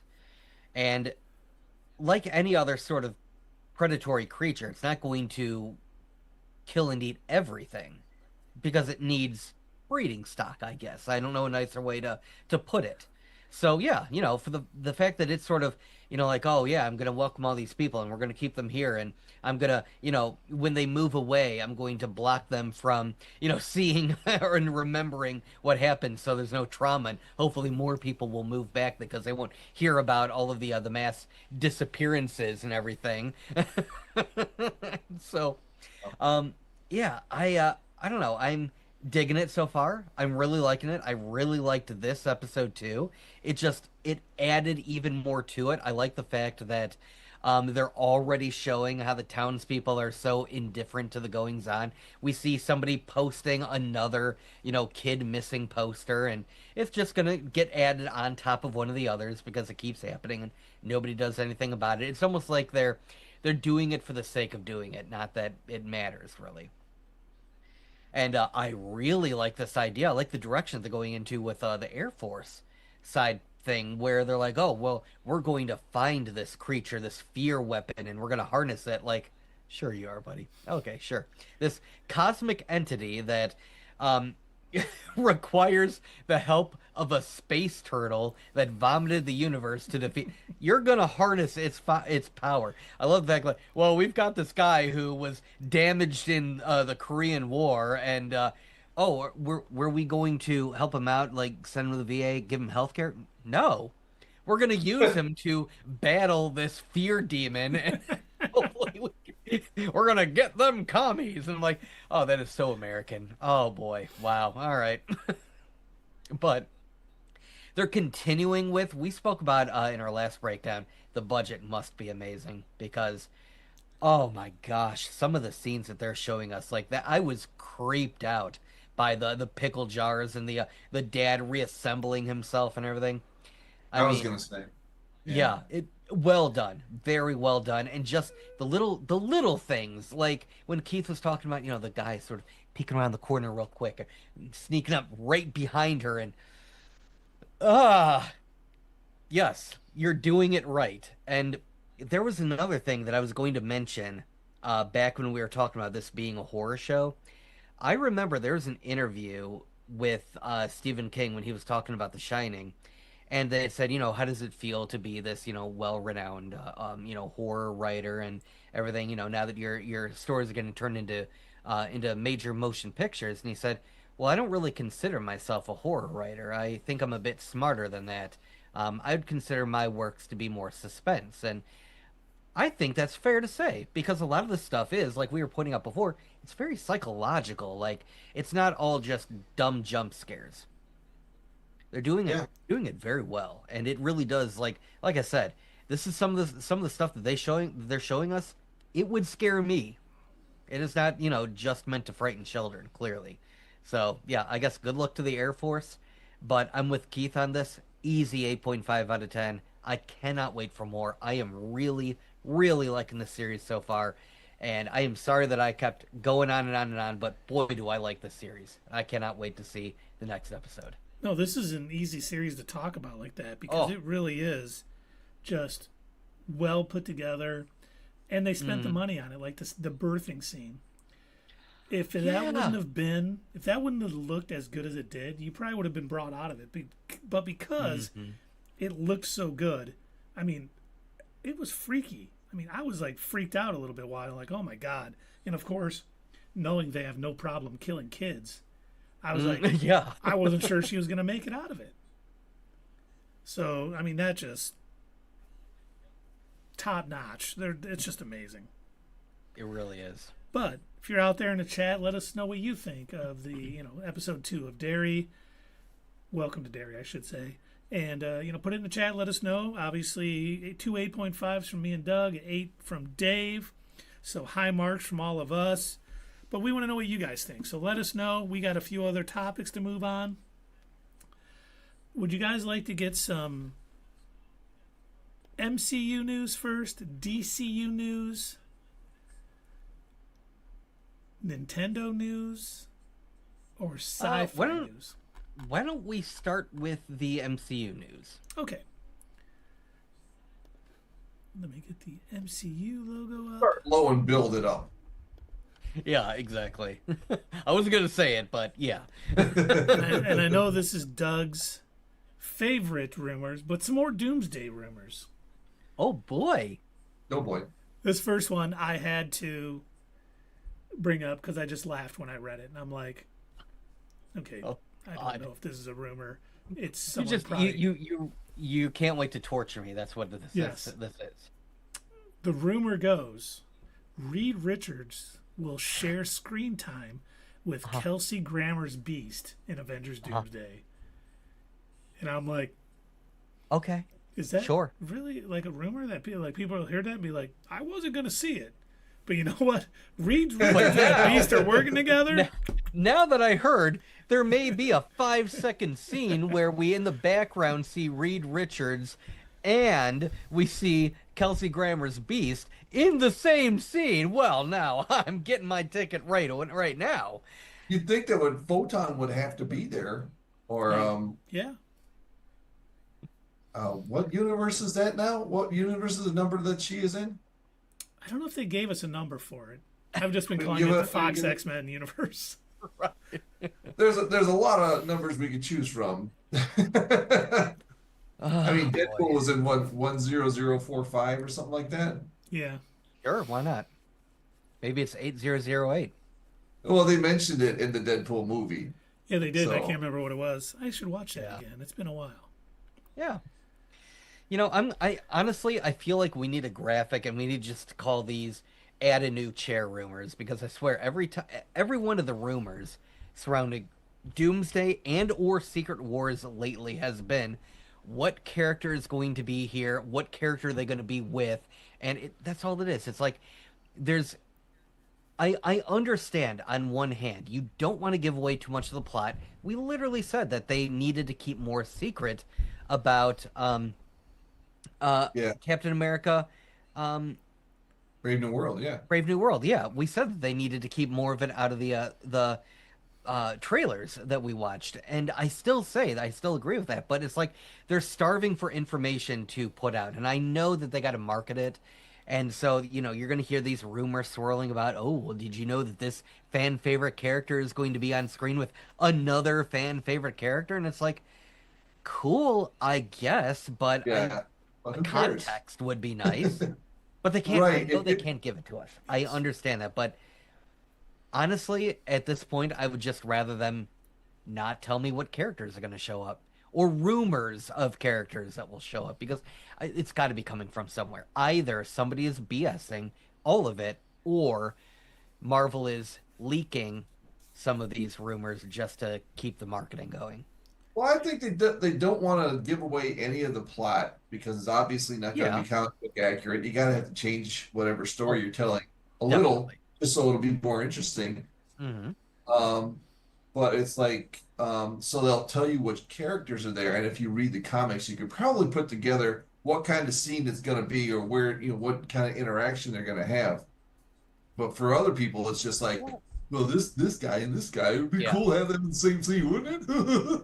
Well, because I mean, ever since Infinity War, it's just been how many people can we cram on a screen? How many big crossover events can we do? And it seems like that's. I don't know what audience members they're hoping to target that are like that. Oh my gosh, it's going to be all my favorite characters all mashed together. And it's like, I'm sure they're out there, because otherwise, why would Sony be like, that's what all of our movies need to be going forward? But you're right.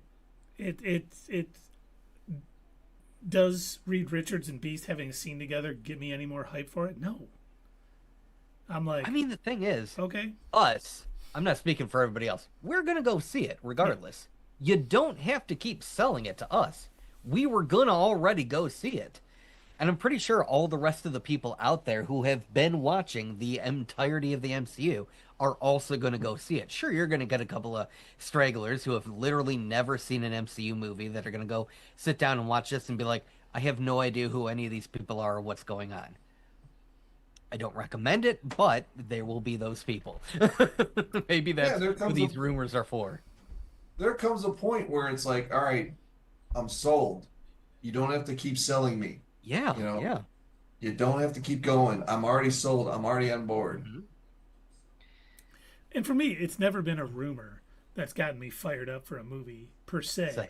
It's a trailer or something along those lines. Yeah. I've seen it. I'm like, oh wow, like the trailer for Infinity War, when that thing dropped, like I was hyped for that movie from the get go. But then when the Oh, trailer dropped, I was just like, that needs to come out right this minute. Holy cow! And it filled it lived up to the hype because Infinity War was tremendous. But yeah, Hard to a believe lot that of was these, 7 years ago. I know. Yeah. 7 years. You know, it's funny. One of the first things that I did with the Not Your Status Quo channel was I did a trailer breakdown with Keith for Endgame. Oh, that's right. Yeah. Yeah, Dave was busy finishing the script for Endgame, and we were breaking down a trailer. Yeah. Okay, are And you ready for the next rumor? This is not a character. This is not a character will show up. Okay. But this rumor is Namor will Mm-hmm. reportedly Depending on if you're his unleash. friend or not. Yes, will reportedly unleash massive tsunamis Uh-huh. with an army of Atlanteans. Cool. Yeah, I like it. All right. That will probably happen, maybe. Great. I don't know the context, so Right, you know, exactly. whatever. Exactly. Who's he throwing them at? Okay. Great. I'm still gonna go see the movie. Yes, we are still seeing it. I'm waiting for that one rumor where I'm gonna be like, that's it. I'm not seeing it. Wait, is Black That's Panther the going to rumor. be That there? was the nail in the coffin right there. Black Manta will not be there. Oh! Oh, wait. Aquaman. Wrong Wrong universe. franchise. Oh, damn it. Now, the last Doomsday rumor. Okay. This is about the trailer that's supposedly coming out in December. There's 2 versions of it, and they're Oh. figuring out which one to release. All right. One of them does show Steve Rogers and Peggy Carter, not in Okay. uniform, and the other does not. And it will release with Avatar, Fire and Ash. All right. I So hope All right, it you're does. if we saying we already have to know go see that- Avatar: Fire and Ash? Yes. If we already know that one of them contains it, one of them doesn't, why don't they just have the one with? If we already know it, it doesn't make any sense. I wonder if maybe they're thinking, well, if we include this, that gives away too much, because if they see the scene that they're in, then that's too much information. And I don't know. Yeah, you never know what's going through their heads. Yeah. I'm going to have to give Feige a call. That's right. Also, Get the skinny on this, Dave. but also Peggy and Steve being in this movie, what real impact are they going to even have on it? The rumor is that Steve, going back in time with the Infinity Stones, is one of the major incursions that is going to destroy planets or universes or whatever. That was very selfish of him Yes. to just stay there. But according to the TVA, that was totally okay, and they were fine with it. And I wonder if the TVA's sacred timeline will be something that upsets Doom because his universe was wiped out because of it. Oh, yeah, that'd be interesting. Now Now, that's, whose TVA is it? Is it Kang's TVA or is it Loki's TVA? well, it was Kang's Well, that since did it. TVA exists outside of time and space, it would be Loki's. So we don't know. I mean, even though it could have happened at any time, but since it exists out of time and space, we don't know where in the timeline Loki took over. Exactly. Now, It's everything and hold on. nothing all at once. Hold on. It's very clever. What if it was Kang's Why I love timeline it. that suppressed Doom and Loki's changing it a little bit brought him back? Ooh, maybe. Who knows? This is why I hate the multiverse. Thank you for Yeah. playing. It can get silly when done right, like we've seen in Peacemaker and other things. It's a lot better when it just is a nostalgia grab to bring back actors from movies or TV shows. It tends to Which not be as that's good. kind of what most of this feels like to me. It does. It does. I hate to say it. I really hope it's good, and I hope they do a great job. And this could just be scoopers, just trying to Yeah. get some clout. You know, they're That too. not shocking that people on social media would be chasing clout. But who knows? Now, do you guys want a Black Panther 3 rumor or a Spider-Man Brand New Day? Yes. Okay, we'll go Spider-Man Brand New Day first. So we know Trammell Tillman is in the movie. Okay. And he was asked... Who's that? He is an actor. Okay. But they asked him, what villain is he playing in Spider-Man Brand New Day? And all he responded was, who said I'm playing a villain? Okay. Yeah. Good to know. An actor is going to be in a movie. And probably never not would've lying at all about anything he said. An actor I've never heard of, Sounds Okay. like a combination of Let Alan me ask you Trammell this, Keith, and because maybe I'm missing a piece of context. Yes. What villain do the rumors think he is going to play that he is saying that he's not playing? Kang. Kang. Okay. So is this actor supposed to be a replacement That's for one of the Kang? rumors out there, yes. That's one of the rumors? Okay. Another one is That is saying what I needed to. I did the not because yeah, I'm the like Dave. I'm like I don't know who this oh, I person thought we is. had talked about this before. I'm sorry. The other rumor is that he's playing Ah. Norman Osborn. Oh, I mean, now I'm there. fine with either or. Yeah. Okay.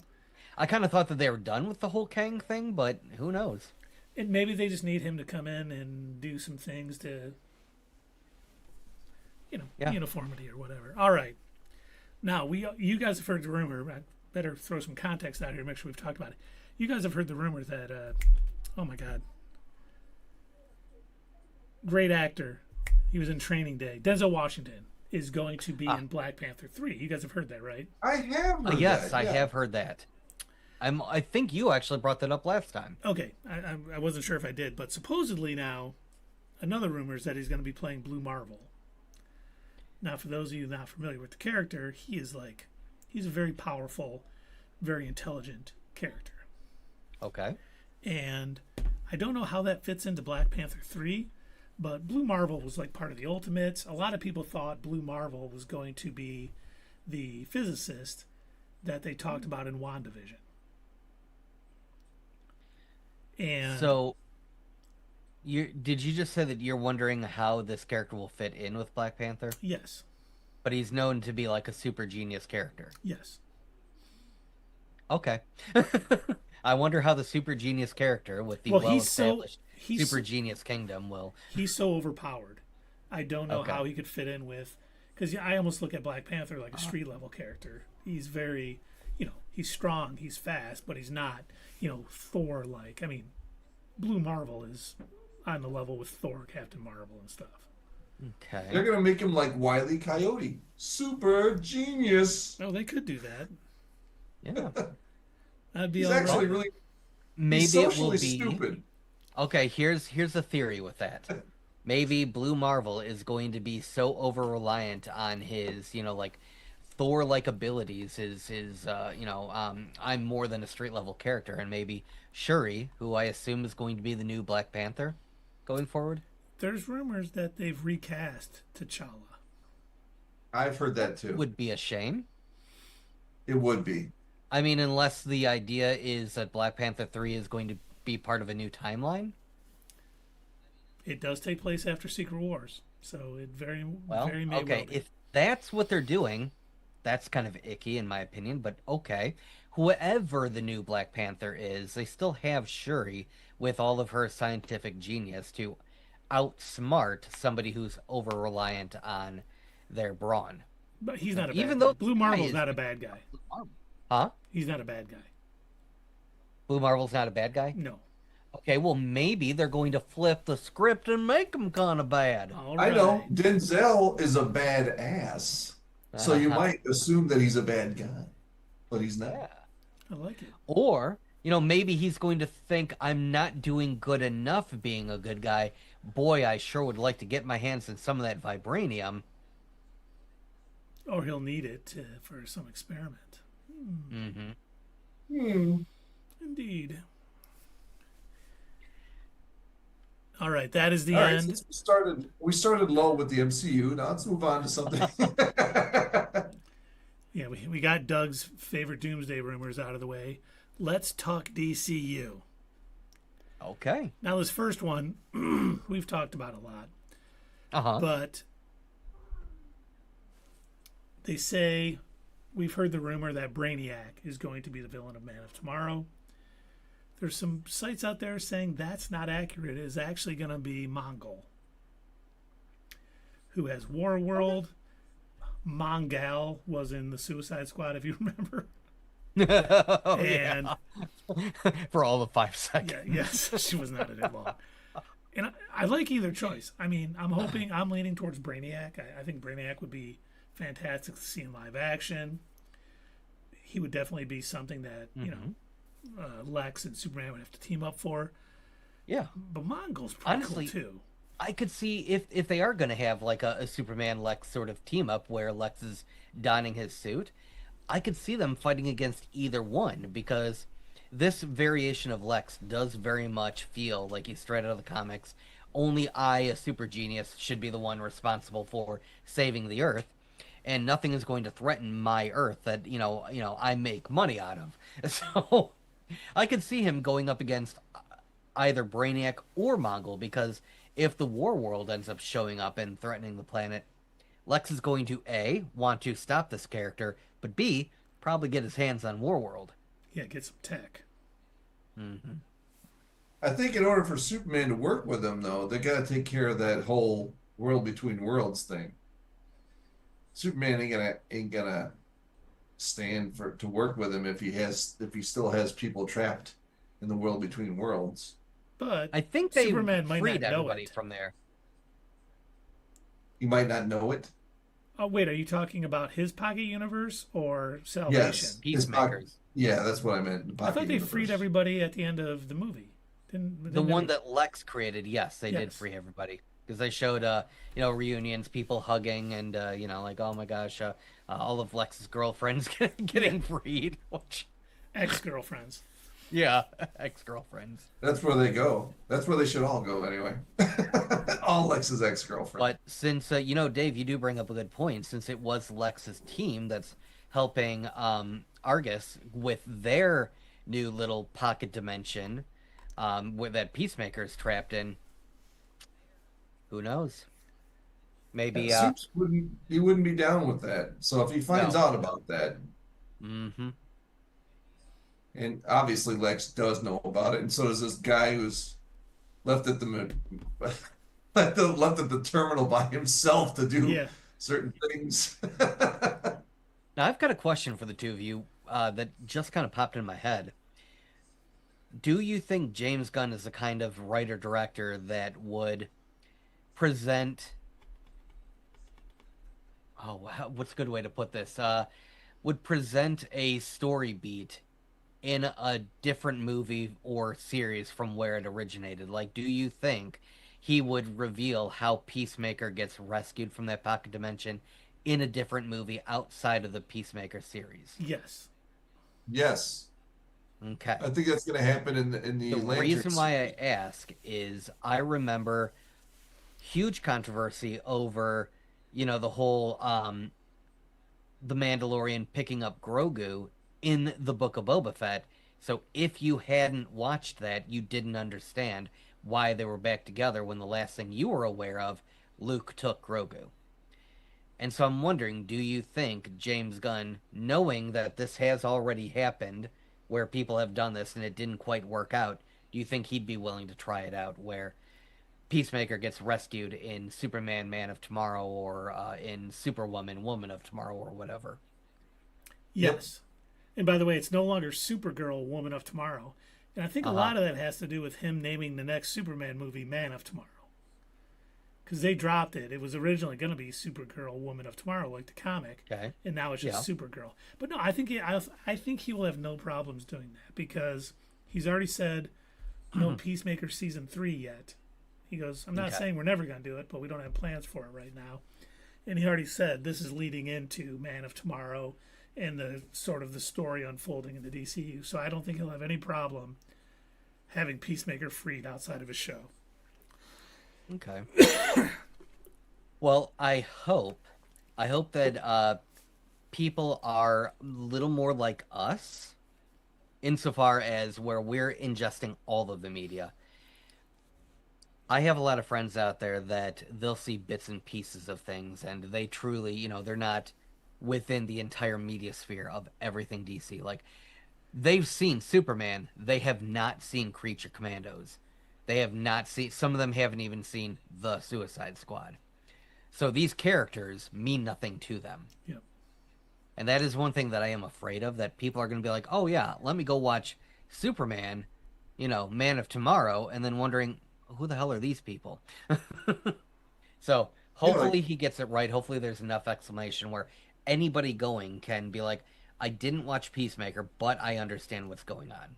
Let's hope. Did anybody say to you, like, why is who was Rick Flag Sr.? You asking me? Did anybody say that to Yes. me? Yeah. No, I Did you didn't hear have that anybody deep of ask? Yeah. discussions. It was mostly just like, oh, and that one character, Peacemaker, that was in the Suicide Squad. Oh no, I didn't see that one. Oh, well, anyway, That's he a has his big own show. It discrepancy. was, Yeah, I see what you're saying because yeah, that's a big character who got his own show from that yep, movie. Now, if you hadn't seen Creature Commandos, that's where Rick Flag Sr. was introduced right. into the Hmm. DCU, but he was just in the Superman movie. And if people weren't asking about it, I think that James Gunn can handle that kind of writing across different shows. Hmm. Agreed. Yeah. Now, it is in theaters September 11th, Okay. 2026. DC Studios Clayface has wrapped filming. Finally. Oh, I'm looking forward to this. I think it's going to be good. I'm That's another show, Clayface, on which Rick Flag Sr. Had an interaction in Creature Commandos. Is that going to be part of the movie, or is that going to be like they just know what happened? I don't know if they'll reference it, but just his connection to the Creature Commandos. It it would be super cool to see that scene play out in live action that we saw in Creature Commandos. That would be a really cool connection if James Gunn pulled that off. and the fact for me, the fact that this was not something that they planned on, Hmm. and Mike Flanagan came with a script, and they were like, "Well, we're not really planning on doing a Clayface. Oh, we're making this movie." It makes me think that It's we're in that for good. something special. Yes, you don't hear that Not only happen. that, didn't it change the plot, or we suspect it may have changed the plot of Batman and Brave and the Bold? Whatever Yes, happens in this yes, we do. Clayface movie. We heard So that it Brave and the Bold has went through a major rewrite and changes, and we do Because of think Clayface. that's what we think. Yes. No, obviously we That don't that know. makes a lot of sense. For James Gunn to be like, yeah, you know what? We're gonna restructure my entire universe. This movie is that good. hopefully it's not Flash good. Oh, Dave, why'd you have to say that? Way to bring the house Well, down, man. Dave, all don't you gotta don't do curse is us. just sign up Michael Keaton for that movie. It'll be fine. Want to get nuts? Let's get nuts. All right. Now the last two are for the Batman 2, which we know is Okay. not DC Studios, but pretty much Eh, Elseworlds. they're DC adjacent. Yes. Colin Farrell calls the Batman 2 script a masterwork, praising I did. Robert Pattinson's journey and Matt Reeves' vision. It's so brilliant, and Robert got such a lovely journey to go on and to take the audience through. It's dense. It's really, really intelligent. It's so detailed. It's really extraordinary. I think he's going to make an extraordinary film. Boy, did Matt Reeves deliver. Oh, Colin Farrell said that. I Did Penguin? really, really hope that this isn't like what Dave just pointed out. This is an amazing movie. Everybody has to see it. I really hope that this is true and accurate, that this isn't, Colin, you have to say this or we're going to lose so much money. Okay, fine. Like, I truly do hope that it is good. I hope that I can take them at their word. And I mean, if part one and the Penguin are any indication, I definitely Yeah. think we're in for a treat. Hmm. And now the The last fact one, that they're taking their time making it is even better because yes, we want it now, but they're taking their time and they're like you said, it's so smart. It's got a lot of angles going into it. I love a thinking man's movie.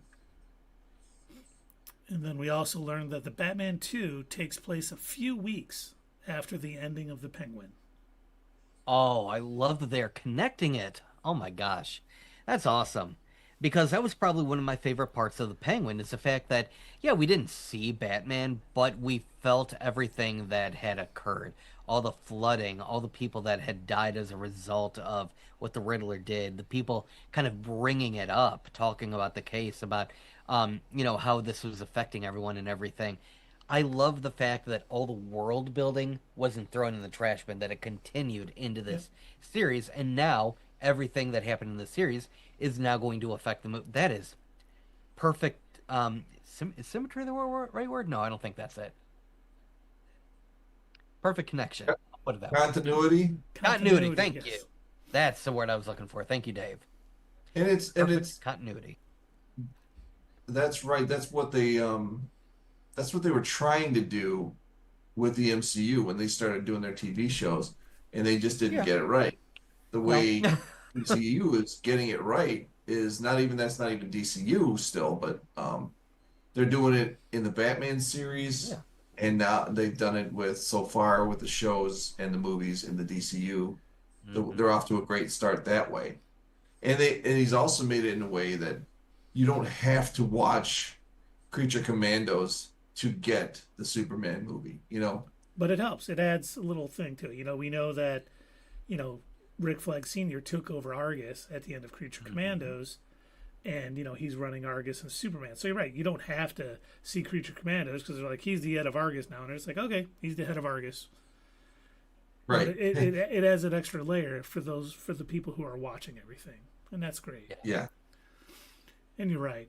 I'm really hoping we can kind of get back to that in the MCU a little bit. They started making way too many projects to connect these things, and even though I don't know if you saw this, Michael Waldron, who wrote Multiverse of Madness and Rick and Morty, said he was watching WandaVision when he wrote it, because a lot of people said he had no idea what happened in WandaVision, and he's saying, I did watch it. And I was like, maybe he did, but her heel turn that quickly was... I think if they would have spent more time developing what the Darkhold does to its users, rather than trying to save Wanda at the end of WandaVision by making it seem like they have no idea what you sacrificed. Excuse the hell out of me? That was one of the dumbest lines in the MCU. Yes. I still think she said it so Wanda wouldn't just rip her apart. Possibly, but seriously, I really think they should have ended WandaVision differently. I do not think Wanda should have had like any kind of heroic exit. If the idea was to, because I have to think that somewhere, regardless of Multiverse of Madness, I have to think there must have been some discussion. This is the direction we want to take Wanda. I don't think they would have been allowed to write that into the script of Multiverse of Madness had that not been the overall MCU direction that they wanted to go with. I agree. I, to this day, still think they changed the ending of WandaVision to make her seem, or try to make her seem a little more heroic, when it probably didn't originally end that way, but they got test screening and they said, a lot of people didn't like the ending because, their favorite Scarlet Witch is now kind of evil. Oh, yeah. We'll rewrite it. We'll change it up so they're happy. If you watch the whole series, even though Agatha sings a whole song, it was Agatha all along. No, it was definitely still a lot Wanda. It was a lot Wanda. It was Wanda all along. And yeah, they really shouldn't have, softened the ending. Because then when we get into Multiverse of Madness, yeah, it does feel like a strange heel turn when it really shouldn't have been. No, you're right. We literally saw her keep an entire town captive for her imaginary family. It is not too hard to believe that she would chase down a girl through the multiverse to also bring back her imaginary family. Yes. Yeah, that leap of logic is not that far, yeah. But sorry, we totally tangented. And that's fine, because now we're done with the DCU. We got our Batman updates. We got,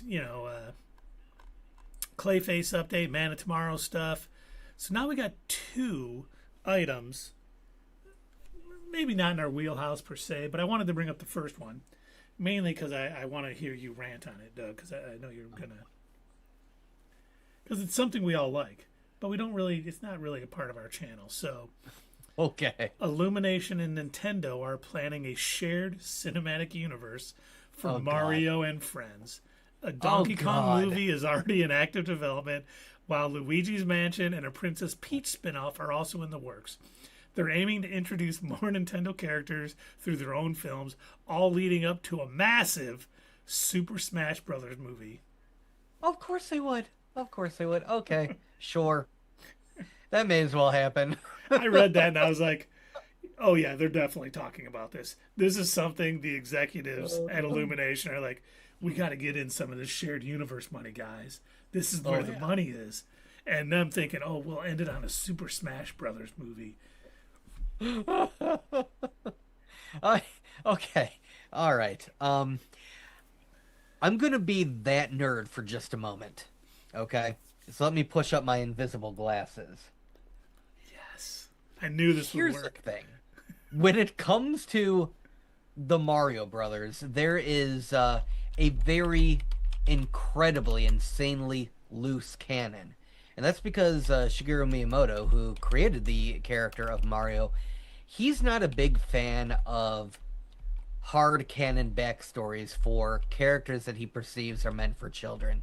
He always saw Mario as sort of an insert fairy tale character. It doesn't matter the story, you put him in, there's an adventure. Like if you were playing a game of D&D and you just want to keep reusing the same character regardless of the story. That's how he kind of sees Mario. And so when Nintendo of America started building out this whole backstory, oh yeah, Mario, he's him and Luigi, they're plumbers, they're from Brooklyn, and Shigeru Miyamoto is just like, I don't care, whatever, if that's the story you want to go with, cool. And so he's never liked that whole idea for Illumination to be like, "Yep, nope, we're doing this whole backstory, and it's all gonna connect." And it's all. I guarantee Nintendo is just like, whatever, just sign the checks. I guess we don't. We're gonna keep making games. And let me just push the second pair of glasses up on top of the other pair. Technically, the story, if you want to consider there to be one of Smash Brothers, is not of the actual Mario Brothers characters. They are toys. They are toys that have been brought to life by some sort of omniscient alien hand, and you actually see that in the opening of the game, that brings the toys to life and literally smashes them together, makes them fight. So it's Toy Story. It's Toy Story. But they're being forced to battle royale each other. So yeah. Sorry to ruin it for you kids, but I mean, go play the game. That's literally how it opens. They're just dolls laying like on a desk, and then this hand comes down, picks one of them up, and all of a sudden it comes to life, and then they're dropped in an arena and made to fight. That's so I don't know how you're gonna work, this interconnected Mario universe into it, but by all means, I can't wait to see this train wreck. It's about to be so fun. Honestly, the movies will probably be good. I shouldn't really be complaining all that much. The movies are probably going to be fine. I actually liked the Illumination Mario movie. I thought it was pretty darn good for what it was. I liked It's a it too. cute Saw it little with the animated kids, movie. It was fine. It was a good time And at it the was- theater. I tell you what, it was better than the '90s Mario live action Mario movie. That is for sure. I mean, that's not saying much, but yes, you are right. Right. So you know what? Yeah, keep cranking them out. You want to give us a Donkey Kong movie? Cool. Yeah, Seth Rogen gonna do it. Bring it Yeah. on. Yep. They're making a Zelda movie, so All right. The Seth Rogen project that I'm most concerned with is Invincible. agreed. Yeah, I'm looking forward to that. That's coming out in January, right? I think it was March. Oh, March? Okay. Yeah, I'm looking forward March to that. 4th. Can't wait. That's going to be good. Wait, no, Daredevil Born Again season 2 is March 4th. Oh, you're right. Was it March 18th or something? Yeah, I can't We'll have to remember. look it up. We'll Yeah. get back to you. You know what? If you know, put it in the comments. Yeah. We'll check it up. We'll get back to you. All right, now for our last little bit of news, and I only bring this up because it's science fiction, and I love Okay. science fiction so much. A new Buck Rogers film is in the works, based on Armageddon 2419 AD. Zeb Really? Wells, who wrote co-wrote Deadpool and Wolverine, is attached to the right. And I'm all for it. For those of you not familiar with Buck Rogers, he was like a guy in normal times, and he went into suspended animation for like 500 years and came out in the 25th century. And I forget what And he they had were. Tweaky, and he had Aaron Gray, and who was the other guy in that show? The commanding officer. That wasn't like Rourke from Fantasy Island, was it? No, I don't think so. Ricardo Montalban. But yeah, I mean, it was just good fun. And there was actually, it's funny, there was a game back in the late 80s called Buck Rogers Countdown to Doomsday. And it was like a, tactical RPG where you went move by, you got in a fight and you're all positioned on the board and you move your guys and you throw grenades and shoot your lasers and, do what you need to do. And it was so much fun. And I loved the 80s Buck Rogers show. Dave was talking about with Tweaky and what was the professor's name that Tweaky carried That's what I around? was trying to think of. Yeah, I don't know. I can look it up. Then there was Hawk, who was like some weird alien dude. And it was just good fun. And I hope if they make this, they do a good job.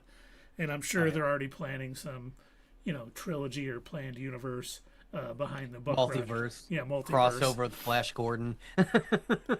Well, he was written to kind of be like the next Flash Gordon or next big thing because, he was huge. I think the Buck Rogers,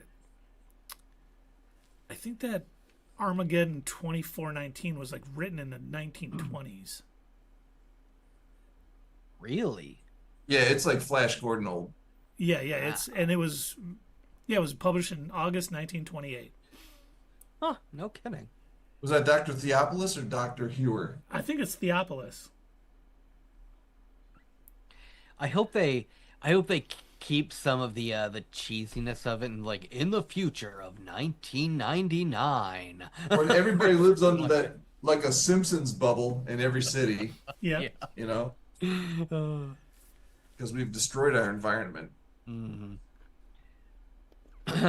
yeah, something that totally hasn't happened in real life.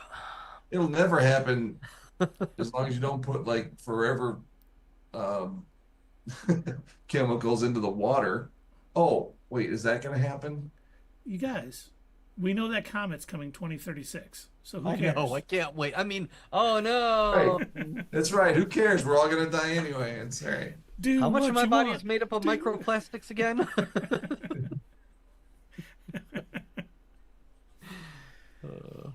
But No, I think that's going to be cool, Keith. I'm looking forward to that. I'm fired up too. Thank you. I'm glad. Yeah, that'll be fun.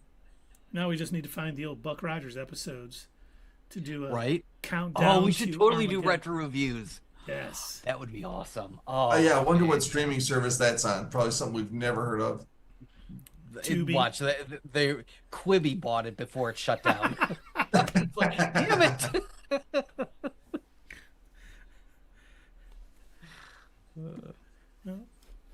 You know what? I want to look real quick. Oh, see where we Streaming? can find it. See if it is streaming somewhere because I would watch those again. I think it says Peacock. Really? Nope, it's on Tubi. Tubi. Okay. I'm trying to find, and I don't know if you guys can figure this out, but apparently there was a show in, I want to say, the 80s, either late 80s or early 90s, that was essentially a parody cop show called Sledgehammer. Oh God, I remember that show. I just recently heard about it, and it sounds fantastic. I It need was to find. hilarious. It was funny. Yeah, that was Wait, on ABC. I think I wonder know if what it's you're on talking Hulu about. or something. All right. What? Sledgehammer? Yeah. Yeah, Sledgehammer. If it's let's see what this streaming is. Wow, that was only on for 3 years. I remember this show because I remember that the main actor guy. I saw a clip of it and I'm like, oh my gosh, that is right up my alley. I've got to watch that. Oh, it's on the Roku channel. It is? All right, Yeah. cool. If you got Roku, you can watch it there. I got a Roku. I don't have a Roku anymore, but well, I mean, I have one. I don't have it connected to anything. Huh, I might have to dust it off. Well, should we find someone to raid, gentlemen? I think we should. TG I mean, is I still bet on. TG's, but I doubt he'll stay on. It's just I our- guarantee if we raid him, he's gonna end up, like ending the stream just like what happened last week. But I see that Tiny Velker just started. Only has 4 people there. I Like see Brad? that let's see, Flake of Wrath only has one for right now, but usually that ends Yeah. up jumping up to like the Sarah thousands. Jane is You playing must have, Cult of the Lamb. Oh yeah. Okay. We are not a cult. I'm good with whatever you guys want. What do you think, Dave? Tiny Valkyr, Sarah Jane. Let's do Tiny Valkyr. All I right. mean, let's raid Tiny Valkyr. Thank you for rephrasing that. Now, I'm sure everybody knows by now. You've all been watching us long enough. You get what raiding is. It's something that we do on Twitch where we continue, we end our stream, but you guys aren't done partying on a checks notes Monday night.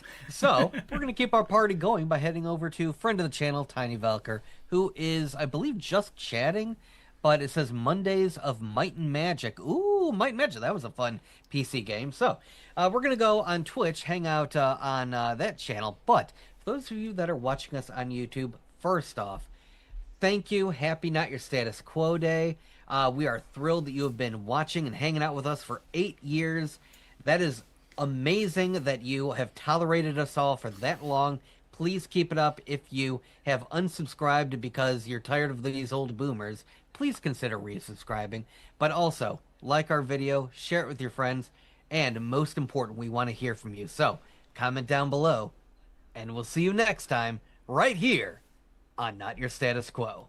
Hey fellow nerds, I hope you enjoyed this video, and if you want to see more of this stuff, make sure that you check out our Twitch stream. We try to do these live Sunday or Monday nights, 8 p.m. Eastern Time. Keep an eye on our social media to find out when you can join in live and chat with us during these live streams. Also, as usual, don't forget to check out our other social media. Add us at Twitter, comment down below, and we'll see you next time right here on Not Your Status Quo.